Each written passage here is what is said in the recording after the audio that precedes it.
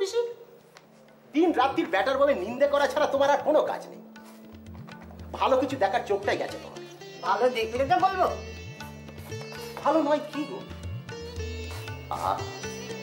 মুখখানা যেন একদম দুর্গা প্রতিমের মতো গো, সত্যি বলছি। ওই দোষী তো ওই সর্বনাশী ভাসুর দেওয়ান মানামানি নেই, সকলের সামনে ঘোমটা খুলে অমন করে বলছো কেন? তুমি তো শিক্ষে দীক্ষেতে তাকে গড়ে দিলে, এ তো তোমার কর্তব্য। বাবা, আমি শিক্ষে দেব ওই বিদ্যাধরীকে? উল্টে আমাকে শিখিয়ে দেবে না? মেয়েকে তো চেনো না। আচ্ছা ঠিক আছে, থাক থাক থাক থাক। হাতে যেটা বলছিল তোমাকে, এবার তো হরিদ্বার যাও বলে ঠিক করলে। তো যাবো হরিদ্বার, হঠাৎ কি হলো তোমার যে ভাজ, তার হঠাৎ বাই উঠলো, সে 4 ধাম। ভাবো পিসি, উঠলো বাই তো 4 ধাম যাই। আমি তো পেতম পেতম কান করি, তারপর দেখি কানের কাছে ঘ্যানর ঘ্যানর ঘ্যানর ঘ্যানর, 4 ধাম ঘুরবো, 4 ধাম দেখবো। তোর বাপ বেঁচে থাকলে হ্যান করতো, ত্যান করতো, কত কিছু করতো। তা তোমার দাদাটি বেঁচে থাকলে যে কত কিছু করতো সে আমার খুব ভালো করে জানা আছে। তিনি তো হয়েছেন আমার 1 নম্বরের শত্রু। ও কি কথা যোগু? আর ঠিকই বলছি। তবে শোনো না, এত ঘ্যানর ঘ্যানর ঘ্যানর ঘ্যানর। তারপরে আমি হঠাৎ একদিন ভাবলু, ও ভেবেছে নিকষা বুড়ি এই যোগ মুখুজ্জকে কি ভেবেছে, ওই হরিদ্বারে বসে ঠিক করে ফেলল। ঠিক ভাবিনি? একেবারে তোমার ভাজ নিজের পায়ে ঘুরে ঘুরে দিব্যি তৃপ্তি করে এলো। ভালোই তো করেছিস, মাকে তীর্থ করিয়েছিস। এমন ছেলে না হলে মা পুণ্যি করবে কি করে? তবে ভাবো না, এটা ভাবেন না যে তোমার ভাজটি খুব ভালো মানুষ, কীর্তি করেছে আর কোথায় কোথায় পুজো দিয়েছে কিসের জন্য সেটা কি জানো? কি কিসের জন্য? মামলাটা যেন উনি জেতেন। বাবা, তোদের মা বেটার মামলা এখনো চলছে? চলবে না? শ্যামা সুন্দরী দেবী খুব ভালো মানুষ কিনা, ছেলের বিরুদ্ধে মামলা লড়ছে। তা লড়বে না তো কি করবে? নইলে তো ওই বাগান বাড়ি জমি 5 ভূতে লুটে খাবে গো। আর আমি বসে বসে তাই দেখবো? আমি বলেছি, আমি জ্ঞাতি গোষ্ঠীকে বলেছি যে তোমাদের ভোগ দখলের অংশ বাদ দিয়ে আমার অংশের টাকাটা ফেলে দাও। কার অংশ? কার প্রাপ্য? তোমার না আমার? সম্পত্তি কার? তোমার ঠাকুরদার না আমার ঠাকুরদার? তুমি একটা পরের বাড়ির মেয়ে, হঠাৎ করে উড়ে এসে জুড়ে বসে আমার ঠাকুরদা রমানাথ মুখুজ্জের ভিটে থেকে আমাদেরকে উচ্ছেদ করবার কে? কে তুমি? ঠিকই তো বলছি ঠাকুরজি, সব তো ওরই, ওরই তো হক। তবে আর ওরই হক। ওর হকে যদি ছেড়ে দিতুম না, তাহলে ওই একটা একটা করে ইট বেচে আরো বাউন্ডুলে পনা করতো। তা কেন করবে না? বয়সের ছেলে, ঠিক মতো বিয়ে না দিলে সেরকমই করবে। তুমি থামো তো ঠাকুরজি, আর কথা বলো না। একে তো ওই 1 ভূত বিয়ে আমি জ্বলে পুড়ে মরছি, তারপর পরে মেয়ের কপালে তেঁতুল গুলে আমি সেই ভূতেরই আবার বেঁধবো? আমার মাথা এখনো খারাপ হয়ে যায়নি ঠাকুরজি। তার মানে তুমি চাও আমার বাপের বংশ লোপ পাক? পেলে আর কি করবো ঠাকুরজি, এমনিতেই তো কত রাজা বাদশার বংশ লোপ পাচ্ছে। তবে আর কি, কত লোকের তো গলা কাটা যাচ্ছে, আমিও গলাটা কাটি। তুমি না দাও, যোগুর বিয়ে আমি দেবো। দেখেছো দেখেছো, শুরু হয়ে গেল পিসির দুর্মতি। দেখেছো? মা মা মা গো জগৎ জননী মা, এবার যে তোমায় উঠতে হবে মা। অনেক হয়েছে ননদের সঙ্গে গপ্প সপ্প, এবার তো বাড়ি যেতে হবে। এই মহাপ্রাণীটির জন্য তো একটু ভাতের বন্দোবস্ত করতে হবে নাকি? নাকি সবকিছু তোমার এই ননদের উপরে চলবে? চলো তোমায় তুইও কিন্তু কথাটা ঘোরালি। হ্যাঁ, তুইও দেখছি মায়ানত হয়েছিস। তবে আমি একটা কথা বলে রাখছি, বিয়ে তোর আমি দেবো। কেন শুধু শুধু অশান্তি করছো পিসি? কিসের অশান্তি রে বুকপোড়া? বামুনের ঘরের ছেলে শক্ত সামর্থ্য বিয়ে করবি না কেন? আমি মেয়ে দেখ। চলো তো মা, চলো তো। দেখো, চলো। না না না, আমাকে ছাড়। তুমি দেখো দেখো ভালো করে মেয়ে দেখো, তারপরে তোমার ওই ভাইপো বউকে তোমার নিজের ঠিকানা এনে। আমি কিন্তু ঝামেলা পাওয়াতে পারবো না, আমি বলে দিলাম। চলো না, চলো না।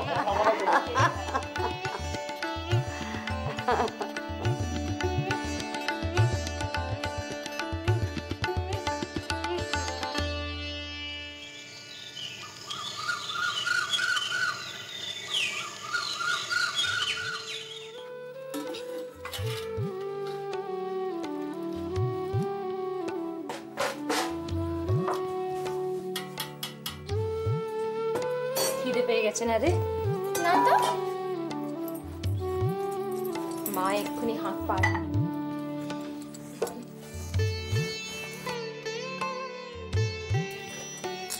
ভাতটা হয়ে গেলেই আমি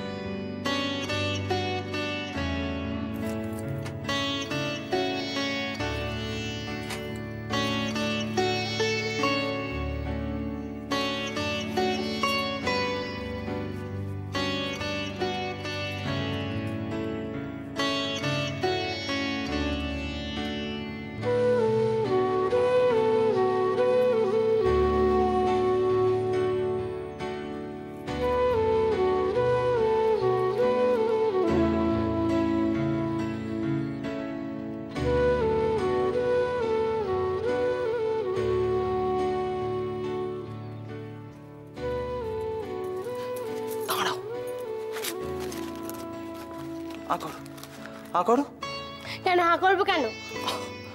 আস্তে, কেউ শুনতে পাবে তো। তবে তো পাবে, তাতে আমার কি?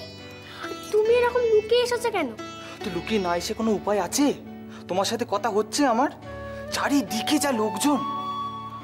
আর শোনো না, শোনো না, বলছি তুমিও তো মাঝে মাঝে সবার নজর এড়িয়ে আমার কাছে আসতে পারো তো নাকি? কেন?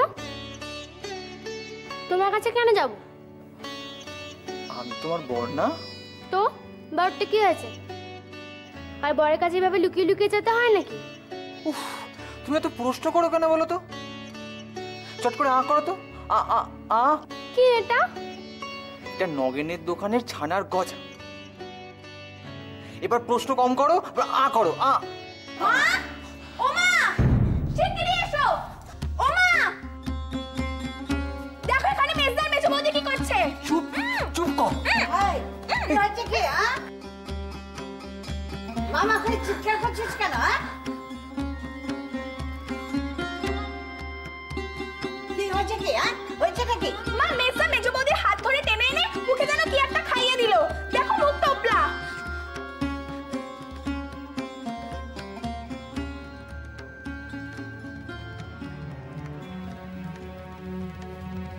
হ্যাঁ গো মেজো বউ, তোমার কি লজ্জা শরম বলে কিছু নেই?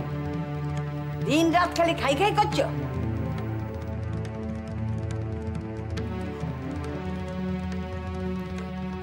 বারে আমি কি করলাম? ওই তো আমায় ডাকলো।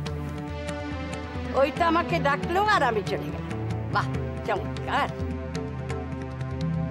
সব হচ্ছে এই বাপ মায়ের শিক্ষা। দুপাতা ব্যাঙের ছাতা পরিয়ে মেয়েকে বিদ্যে ধরি করবে।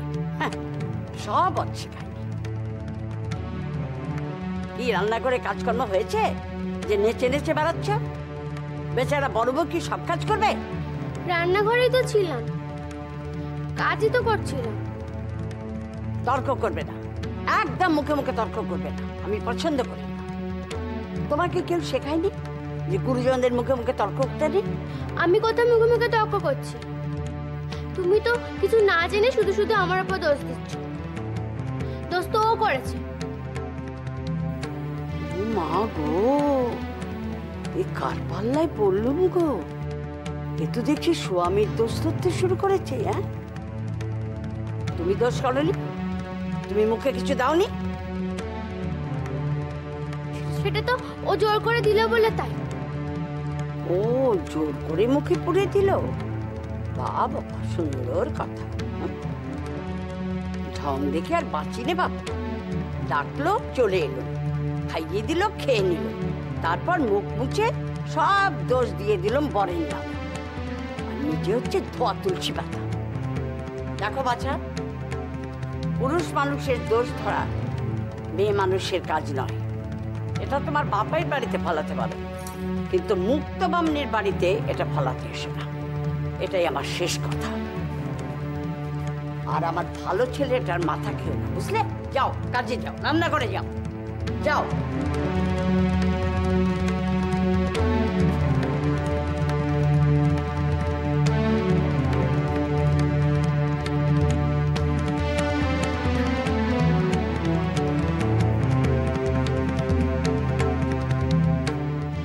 আমার ছেলেটাকেই বা কি বলবো? ও তো হচ্ছে কামরূপ কামাখ্যার একখানা জন্তু। এই তুই এখানে দাঁড়িয়ে আসিস কেন? যা কাজে যা, সবসময় দাঁড়িয়ে কথা শোনা যা।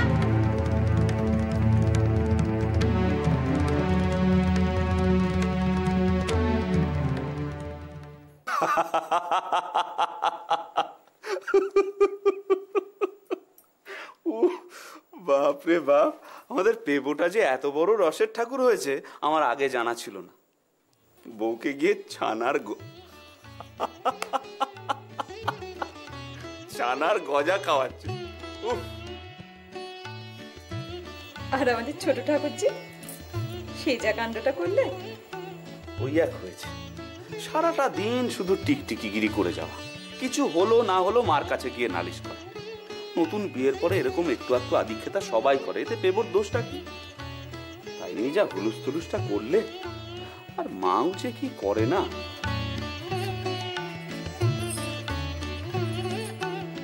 আচ্ছা তুমি আবার অত দূরে গিয়ে বসলে কেন? একটু কাছে এসে বসলে তো পারো।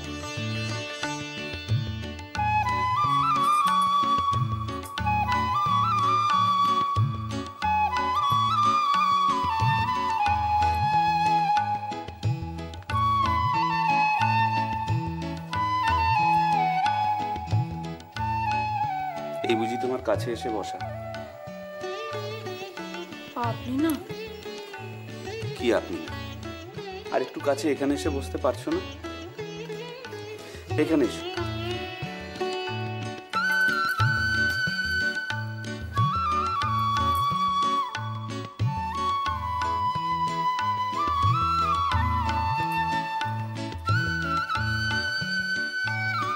সারাটা দিন তোমার মুখটা দেখতে পাই, দুটো কথা বলতে পাই।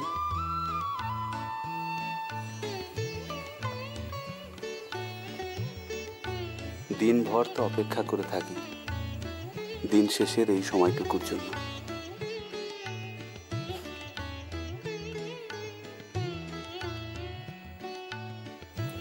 কি যে বলেন আপনি? এই দেখো, আবার আপনি আজকে শুরু করলে। এখন তো এই ঘরে শুধু তুমি আর আমি, দুটিতে একটু প্রাণের কথা বলবো, তোমার এই আপনি আজ্ঞের ঠেলায় তো আমার মনের সব ভাব ছানা কেটে গেল গো।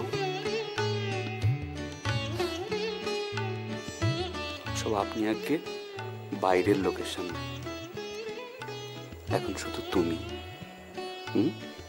সবার সামনে আপনার সঙ্গে কত কইবার হুকুম আছে আমার, আপনি আগে করলুম কোথায়? সে কথাই তো বলছি, সারাটা দিন তো দেখাই হয় না, খালি সারাটা দিন ধরে ভাবি কখন কখন তোমার এই সুন্দর মুখখানা দেখব, তোমার মুখের মিষ্টি মিষ্টি দুটো কথা শুনে প্রাণটা জুড়াবো। এই দেখো, আচ্ছা এখন এত লজ্জা পেলে চলে? লজ্জা তো পাবে পেয়ে পড়বো। তুমি তো একেবারে পাকা গিন্নি হয়ে উঠেছ, এত বড় সংসারটা সামলাচ্ছ, এখনো লজ্জা গেল না? হ্যাঁ গা, তুমি যে বলেছিলে আপিসে তোমার টাকা বাড়বে, কবে বাড়বে গো?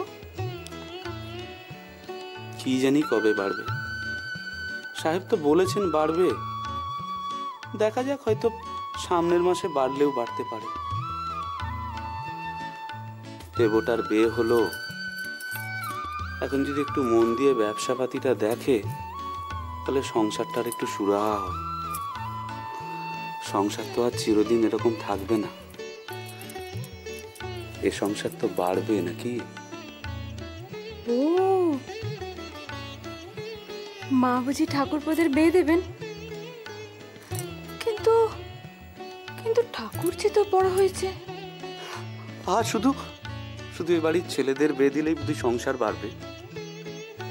আর আমাদের নিজেদের সংসারে বুঝি নতুন লোকজন আসবে না? দেখ,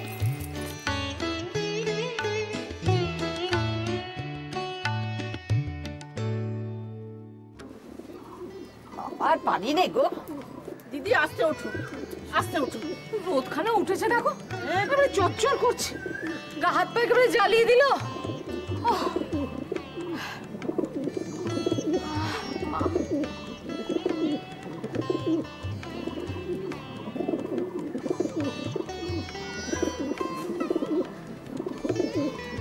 তুইও বাপু বলিহারি যাই, যখন কথা শুনছেই না, মানছেই না, তখন ছাড়ান দিলেই হয় তা নয়, সেই এক গুণ পেছু ছাড়বে না। এই জন্যই তোর সাথে কথা বলে আরাম নেই, সব বোধা উল্টো পেঁচ মারছে, গা জ্বলে যায়। ও ভট্টাচ গিন্নি, কি গো, কি খবর? কদিন এদিকে দেখছি না। পুরা কপাল আমার। আবার কি হলো? আমি ভাবলাম বোধহয় রাস্তা ভুলেই গেলে। সাত করে কি ভুলেছি দিদি?